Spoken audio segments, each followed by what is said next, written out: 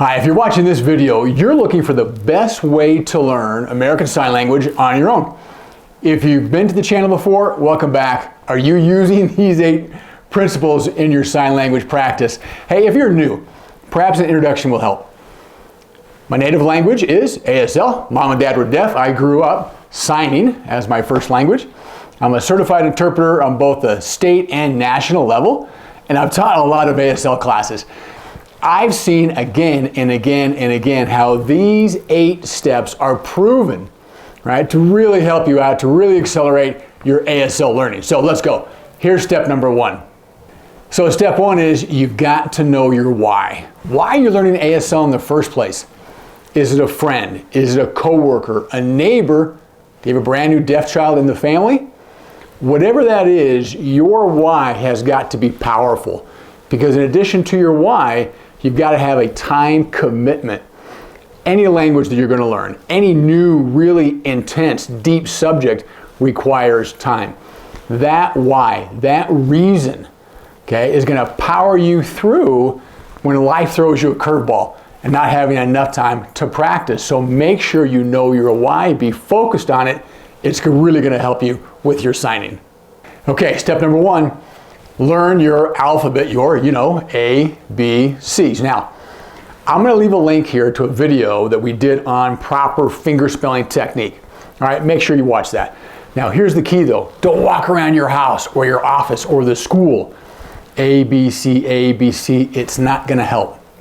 Once you know how to make each letter, start finger spelling the things in your environment. Hey, there's a D, E, S, K.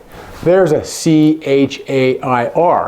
Finger spell, finger spell, finger spell. All day long as you walk around, identifying different things is going to really accelerate building this foundation of ASL. Second, numbers. 1, 2, 3. Right? Same thing. Don't walk around going 1, 2, 3. That's not going to help. Put the finger spelling and the numbers together. Oh, you know what? We need 3 Tomatoes, tomatoes, okay? Hey, there's 8, People, people, got it? Combine your finger spelling with your numbers and build that great foundation, all right? All right, step number 3 is one of the really magic steps. I don't think you're gonna see this instruction from most other instructors. Here you go. I want you to think through and create a list of the most common words in your environment. School, religion, work, home, play, wherever that might be.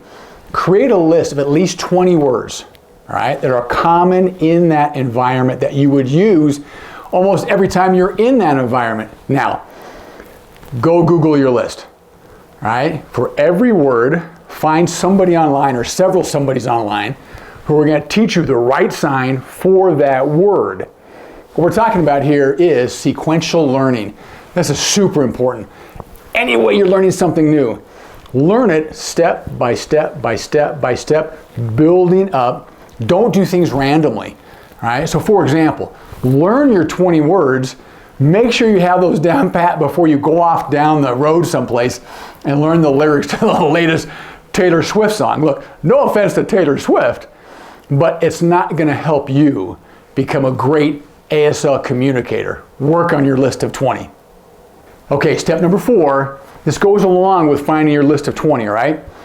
Go online, and as part of that list of 20, you're checking out all kinds of different ASL instructors.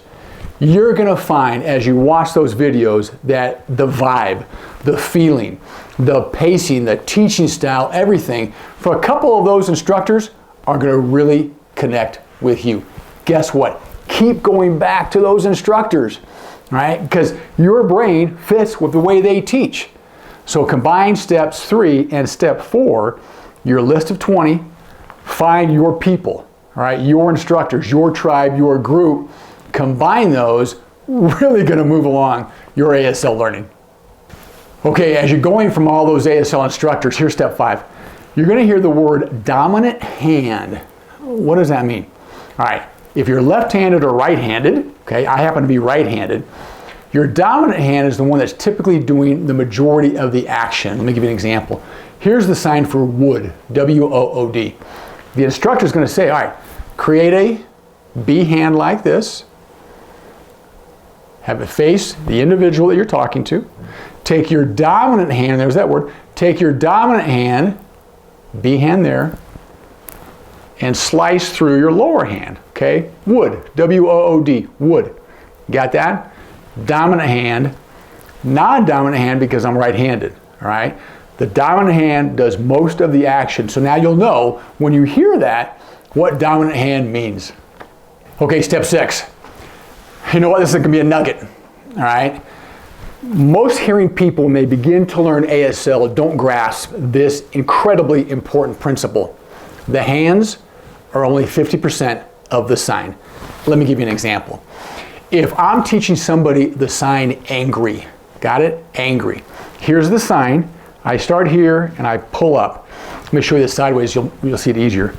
First of all, it's not a flat hand, it's curved, and as I pull this up, the fingers come up with it. Angry, okay, angry. All right, so if I was teaching the sign for angry and I did this, you'd be wondering, is he really angry? Is he not sure he's angry? What was that sign trying to say? Now let's contrast that with, what kind of anger was that? Was that anger, maybe a little frustration, a little, God, I'm really getting tired of this, versus this? That last one was angry. You had the same sign each time, but the face and the body position, we're going to talk about that in a minute, the body position and the facial expression gave you the sentence, gave you the definition. Okay, so that was facial expression. Let's talk about signing space. Here to here. So many hearing people, when they start out, they sign really small like this and nobody can see it, all right? You got to loosen them. Now, you don't want to do this out of your signing box. That doesn't work too, all right? But just stay here, be loose, okay? Because this also leads to body position. How about this? Really happen, how, oh my gosh, how did that happen? Okay, look at my face, where's my head, where's my shoulders, where's my body? Contrast that one, oh, let's just have a chat. I'm leaning back, shoulders are relaxed, face is relaxed. Guess what? You just defined the sign. I get it. This is one of the real challenges of ASL. It'll take time, it'll take practice, but just remember, the hands are only 50% of the sign. Okay, step 7. And I'm going to violate the title of the video here. You need to find a partner, a class, a group, and here's why. You need some accountability.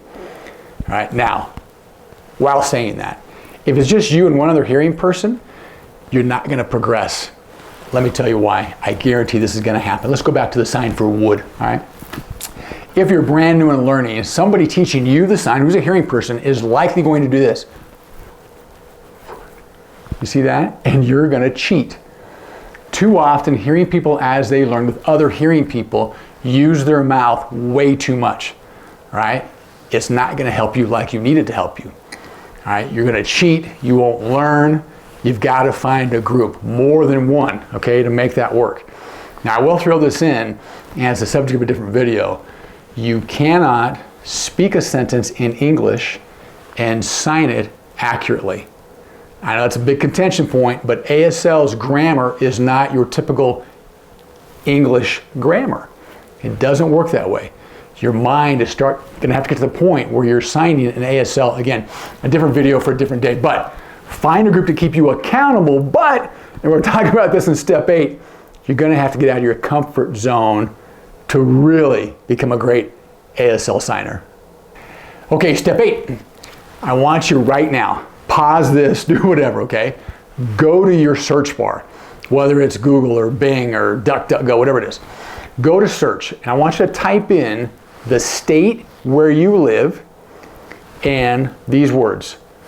Association of the Deaf. Got it? Texas, Illinois, Arizona, wherever you might live.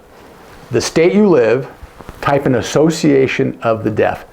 what's going to happen is the State Association of the Deaf is going to come up. And you're going to look for an events calendar or resources or news or coming soon. Right? These are going to be events where deaf people, the deaf community, are going to get together. Guess what? You're going to go. You're going to go and you're going to embarrass yourself. All right? It's part of the learning process. But you're going to see different ways people are signing. Some fast, some slow, some big, some small. It's going to just really dramatically impact the way you learn. Now, also on those search results, you're going to see other deaf community, deaf-focused events. All right? Athletic events, sporting events, churches, whatever. Go. Here's what's going to happen. You're going to go, you're going to see all these different signs going to really help you identify where you're weak, where you're strong, and what you need to work on. Now, here's a little bonus step, okay? While you're out in the community, I'm going to teach you 2 of the most powerful phrases. If you're still watching this video, be grateful you lasted this long. The 2 most powerful phrases to help you learn ASL. You ready? Here's the first one, okay? Catch that? Sign language, sign how. 2 hands like this, roll them. Okay, hi. How do you sign that? You're in the environment, you're walking around, and you're going to point at something. There's that thing. Sign how. How do you sign that thing? What is the sign for that person, that object, that situation, that whatever? Sign how. Got it? Every time you do that, the deaf person is going to add to your vocabulary, right? It's a real nugget. It's a real secret. Do that. Going to move fast. Okay? What's the second one? Sign, mean. V hand, twice. Sign, mean. What does that sign mean? This is back to the embarrassment part. Somebody's got to go like this and just start signing to you. And you're going to be like, whoa, whoa, whoa. I missed that sign. I missed it. Hey, that sign meant what? What did that sign mean? And the deaf person is going to say, oh, I'm sorry. Sign. They're going to point, show you what it is, finger spell it to you, write it out, whatever. Guess what? You just added to your vocabulary bank. Put those 2 bonus principles in place, you're going to just really rock it. You're going to do a fantastic job as you learn ASL. Okay, there's my 8 proven steps to learning ASL. My 2 little bonus phrases going to really help. Now, be open, okay? Be teachable, be ready to be embarrassed. Here's my last nugget for you. When you come back to the deaf community, those sporting events, the churches, the teaching events, whatever they may be, when you come back, here's what's going to happen. The deaf community is going to honor your willingness to come back and look stupid and make mistakes and try again and again and again. You'll be honored for that. You'll be supported for that because they'll say, hey, this person is serious. This person is not just trying to learn the novelty of a few signs. They're really trying to understand the language and the community. Okay, they're not just trying to learn, as I said, right? And I love you or thank you or more or please, like you'll see in some of the videos for children. All right, thanks for being here. Thanks for trying. All right, good luck on your sign language journey. Now, if you've got friends, students, classmates, workers, send them to the channel, right? We're really trying to get the word out, really trying to help people who are trying to learn American Sign Language. Please subscribe. I really appreciate your time. Thanks.